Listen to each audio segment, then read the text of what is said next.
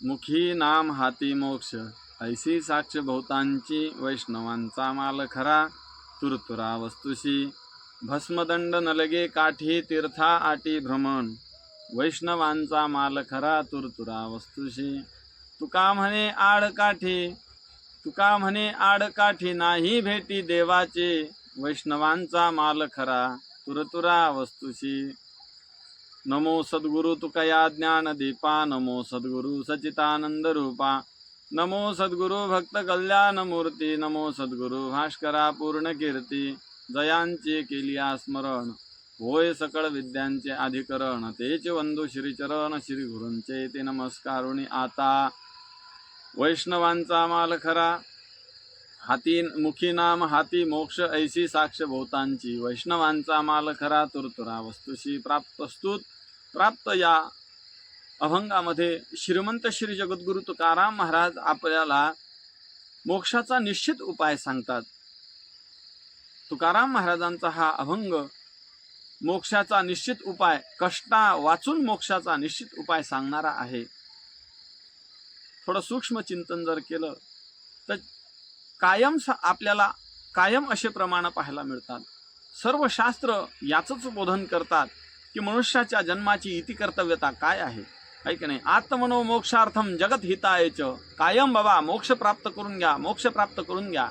या देहाची दुर्लभता सांगत असताना सुद्धा की नाही, जे स्थान प्राप्त केल्यानंतर आपल्याला नस पुनरावर्तते, यद्गत्वा न निवर्तन्ते तद्धाम परमं मम, असं अव्यय असणारं, अक्षय असणारं, भगवंताचं अच्युत असणारं भगवंत, त्याचं स्वरूप असणारं जे मोक्ष, ते मोक्ष आपल्याला, तो मोक्ष आपल्याला प्राप्त करून घेण्याकरता कायम शास्त्र सांगत राहतात. या देहाची इति कर्तव्यता तरी कशात आहे, का नाही. या देहाचं दुर्लभत्व या अवच्छेदकानं बोलत असताना, पावला हा देह कागटाळी, न्याये न घडे उपाय घडो आले, असं बोलतात.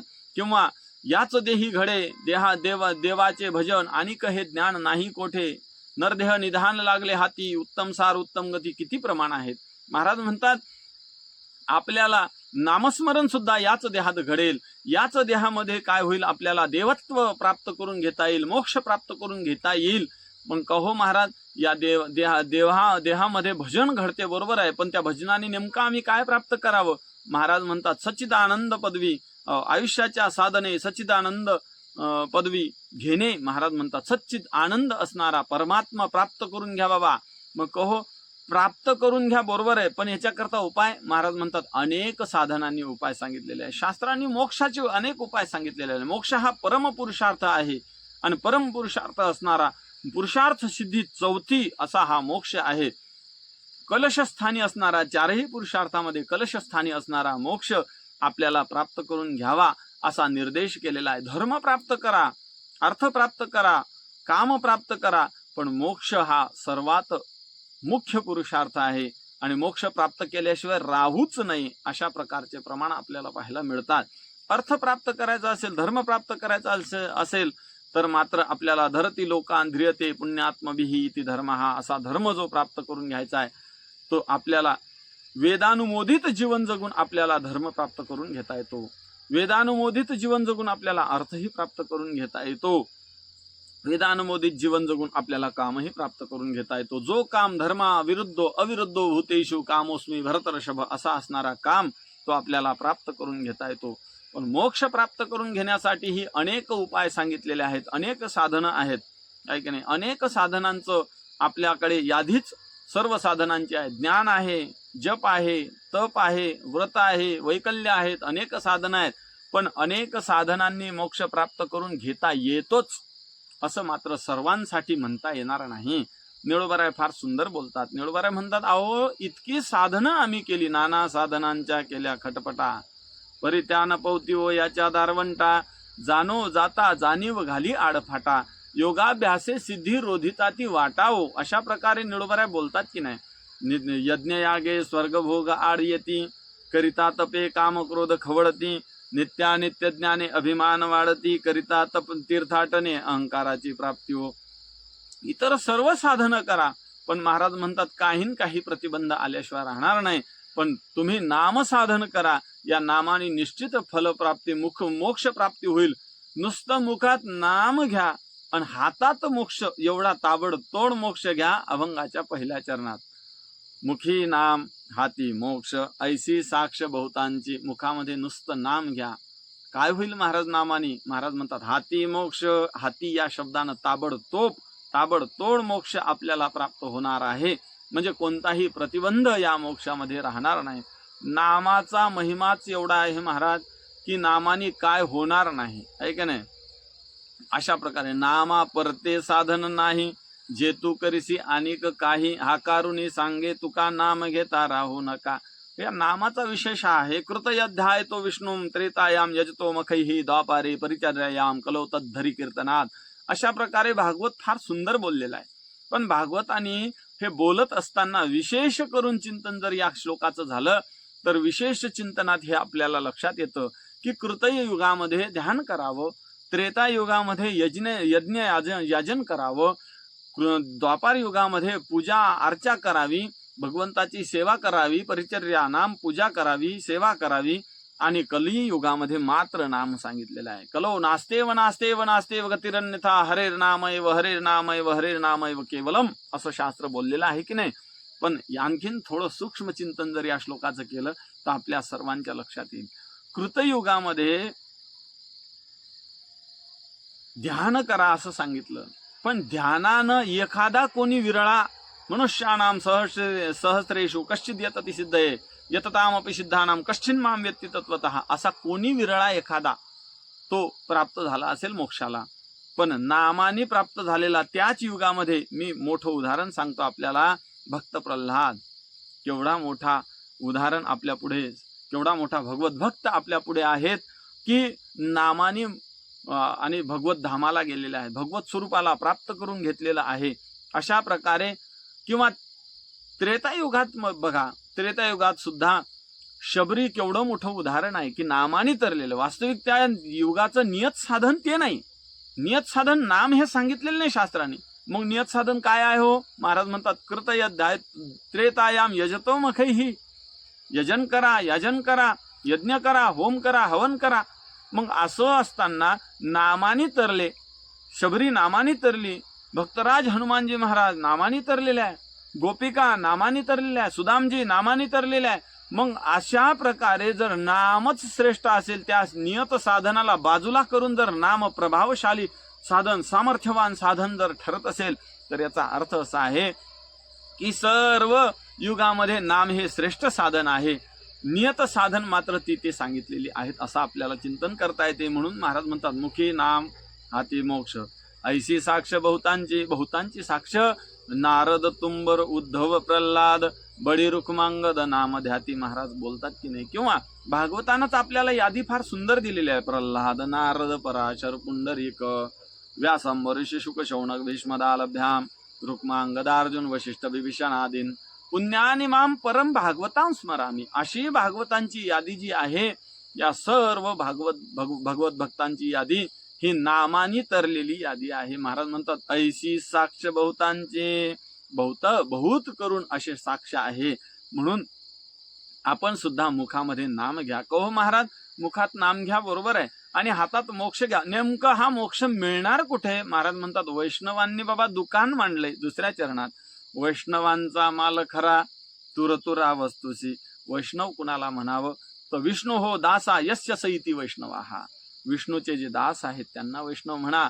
किंवा चतुर्थी जर समास केला तर महाराज म्हणतात विष्णवे पूजयंती विष्णवे स्मरंती इति वैष्णवा. हा विष्णूचं स्मरण करतात त्याला वैष्णव म्हणा, विष्णूचं पूजन करतात त्याला वैष्णव म्हणा. असे वैष्णव, त्यांचा माल खरा, हा मोक्ष खरा आहे. खरा आहे म्हणजे काय? याला देशाचा परिच्छेद नाही, कालाचा परिच्छेद नाही आणि वस्तूचा परिच्छेद नाही. म्हणून हा मोक्ष खरा आहे. असा जो मोक्ष आहे, महाराज म्हणतात वैष्णवांचा माल खरा तुरतुरा वस्तूशी. तुरतुरा या शब्दाचा अर्थ लगबग करा. वैष्णवांचा हा जो माल खरा माल आहे, ह्याच्या करता तुरतुरा करा. या वस्तू करता, ही वस्तू प्राप्त करण्यासाठी काय करा?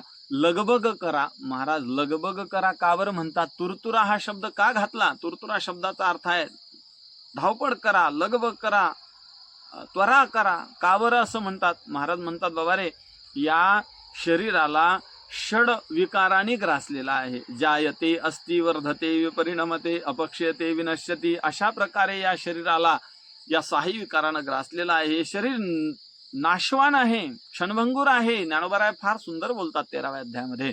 ज्ञानेश्वर महाराज म्हणतात, काळा नळाची कुंडी घातली लोण्याची उंडी, माशी पाख पाखडी तवहे सरे, हे विपायागी पडे तरी भस्म होऊन एवढे, जाहले श्वानावर पडे तरी ते विष्टा, या चुके दोही काजा तरी होय कुर्मीचा पुंजा, हा परिणाम कपी ध्वजा कश्मल गा. अशा प्रकारे आपल्याला चिंतन करता येतं. म्हणून महाराज म्हणतात आपण काय करावं, त्वरा करा. म्हणून तुर तुरा वस्तूशी, वस्तू म्हटलेला आहे मोक्षाला. अनेक ठिकाणी वस्तू म्हटलेला आहे. काना वचनाची भेटी, सरसाची पैकिरटी, वस्तू होऊन येऊ ठिकवून तिथं म्हटलं की नाही. नामरूप संबंधू, जाती क्रिया भेदू, हा आकाराशीच प्रवादू, वस्तूशी नाही. वस्तू वस्तू किती काही ठिकाणी वस्तू अशा प्रकारे म्हटलेलं आपल्याला पाहायला मिळते.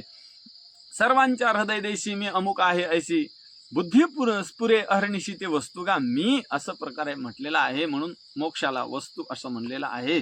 असं वस्तू करता, या मोक्षा करता लगबग करा, लागपाठ करा. कहो महाराज आम्ही इतरही साधनांचे आणि फार महिमा ऐकलेला आहे.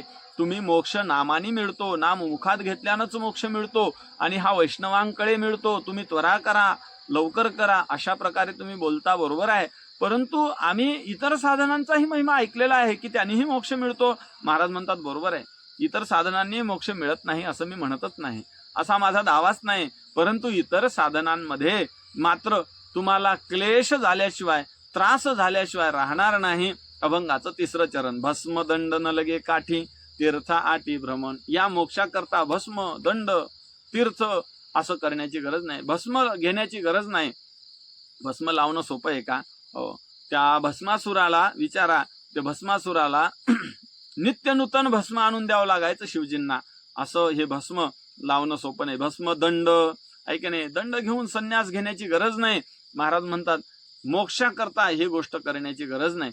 भस्मदंड न लगे काठी, काठी काठी घेऊन तीर्थाटी भ्रमण, तीर्थाला भ्रमण करण्याची गरज नाही. तीर्थाला 3 गोष्टीचा व्यय होतो पहा. एक तर तीर्थाला 3 गोष्टी मुख्यतः लागतात. एक समय लागतो, तुमच्याकडे समय असला पाहिजे.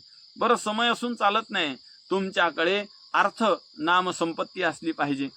तर संपत्ती असून आणि समय असून चालत नाही, तुमच्याकडे शरीर संपत्ती सुद्धा असली पाहिजे. शरीर धष्टपुष्ट असलं पाहिजे, आहे की नाही. सुचित्वे सुची गंगा होय आणि पाप तापही जाय, परी तेच आहे बुडणे एक. आता गंगेच्या तीराला जर हिवाळ्याच्या दिवसामध्ये जर गेले आणि बुडी मारली तर मोक्ष प्राप्त होतो, सुचित्व होऊन जातं, बरोबर आहे. सर्वात पवित्रात पवित्र गंगा आहे, बरोबर आहे. परंतु म्हातारपणात चालेल का? नाही ना महाराज, त्याच्याकरता समय लागेल, हे लागेल. म्हणून महाराज म्हणतात तीर्था आटी भ्रमण. आटी या शब्दाचा अर्थ आहे कष्ट, म्हणजे हा देहलीदीप न्यायानं आटी हा शब्द सर्वीकडे लावून घ्या. भस्मा आटी न लगे, भस्म लावण्याचे कष्ट करू नका. दंड आटी न लगे, तीर्था आटी न लगे, काठी घेऊन भ्रमण आटी न लगे. हे काठी घेऊन भ्रमण करण्याची गरज नाही, तीर्थाधिक करण्याची गरज नाही. ह्यांच्यामध्ये आटी नाम कष्ट आहेत. तुम्हाला मी कष्टा वाचून मोक्ष देतो. आणि ह्या साधनात प्रतिबंध सुद्धा आहेत, अनेक प्रतिबंध आहेत. म्हणून महाराज म्हणतात तुम्ही काय करा, या देवाच्या भेटीसाठी कोणताही प्रतिबंध नसलेला हा मुखी नाम हाती मोक्ष असा उपाय तुम्ही घ्या. हा उपाय तुम्ही करा, तुम्हाला कोणताही प्रतिबंध येणार नाही. अभंगाच्या शेवटच्या चरणात तुका म्हणे आडकाठी नाही भेटी देवाचे. महाराज याचा अन्वय करून घ्या. तुका म्हणे देवाचे भेटी आडकाठी नाही, म्हणजे देवाच्या भेटी करता कोणताही प्रतिबंध आपल्याला नाही. अनेक प्रतिबंध अनेक साधनांमध्ये आपल्याला पाहायला मिळतात. योग करा, ऐक नाही, योगासाठी विशिष्ट स्थान लागते. ज्ञानोबा 6व्या अध्यायात फार सुंदर सांगतात. जिथं पावला पावलाला उदक असलं पाहिजे, तेथं निगुण मठ व्हावा, जनाचा पायरवा नसावा, जास्त लोक येऊ नये, अशा प्रकारे साधन असलं, स्थान असलं पाहिजे. दुसरी गोष्ट, शरीर चांगलं असलं पाहिजे, योगाचा अभ्यास असला पाहिजे. नाही तर योगाची या वाटा जे निघाले गा सुबटा, त्या दुःखाचाची वाटा भागा आला आपल्याला पाहायला मिळतो. हा प्रतिबंध त्याच्यामध्ये आहे. किंवा ज्ञान कमवा, ज्ञानात सुद्धा तो प्रतिबंध आहेच की नाही. श्रवण मनन, त्याच्याही अगोदर निष्काम कर्म निष्काम उपासना करा. अंतःकरणाची चंचलता घालवा, मल विक्षेप घाल, आवरण निवृत्ती करता श्रीगुरूकडे जा. मग श्रीगुरूकडे गेल्यानंतरही श्रवण मनन निधिध्यासन करा. तत्वन पदार्थ शोधन करा. ऐकणे विपरीत भावना, असंभावना, विपरीत भावना, त्यातही प्रमेयगत संशय, प्रमाणगत संशय, ऐकणे अनेक अनेक प्रकार आहेत. परोक्ष, दृढ अपरोक्ष, ऐकणे अशा सर्व गोष्टीमधून जावं लागते. आणि हे करताना ज्ञानेश्वर महाराज म्हणतात, करिता जाती भोकसे बुद्ध्याधिकाचे, जे जाणीव जेथ नरिगे, विचार मागुता पावली निघे, तर्कू आईनी नेघे अंगी जयाच्या. हे ज्ञानेश्वर महाराज फार सुंदर बोलतात. म्हणून आपण ह्या कोणताही प्रतिबंध आपल्याला नामामध्ये नाही. आळसे दंभे भावे हरिनाम गाती, ते माझे सांगाती परलोकीचे.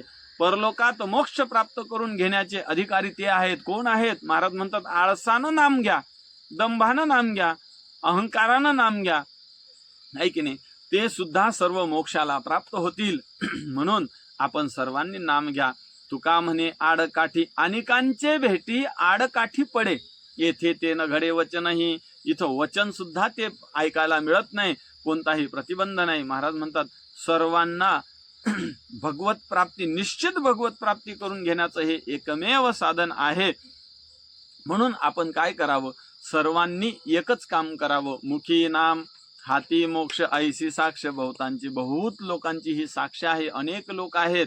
नारद, तुंबर, उद्धव, प्रल्हाद हे सर्व लोक आहेत. यांनी सुद्धा नाम घेतलं. आपण सुद्धा नाम घ्या. निश्चित मोक्ष प्राप्त करून घ्या. हाती मोक्ष आपल्याला मिळू शकतो केवळ एका साधनाने, तो म्हणजे मुखी नाम हाती मोक्ष ऐशी साक्ष बहुतांची. प्रतिबंध विरहित हा मोक्ष आपल्याला प्राप्त करून घेता येतो तो नामानी. म्हणून तुकाराम महाराज नामाचा साधन सांगून मोक्षाची प्राप्ती करून घ्या हे सांगतात. झालेली चिंतन सेवा पंढरीश पांडुरंग परमात्मा सकल कंठभूषण श्री ज्ञानेश्वर महाराज, श्रीमंत श्री जगद्गुरु तुकाराम महाराज, शांती ब्रह्म एकनाथ महाराजांच्या चरणी सेवा समर्पण करून सेवेला पूर्णविराम. पुंडलिक वरदा हरी विठ्ठल श्री ज्ञानदेव तुकाराम.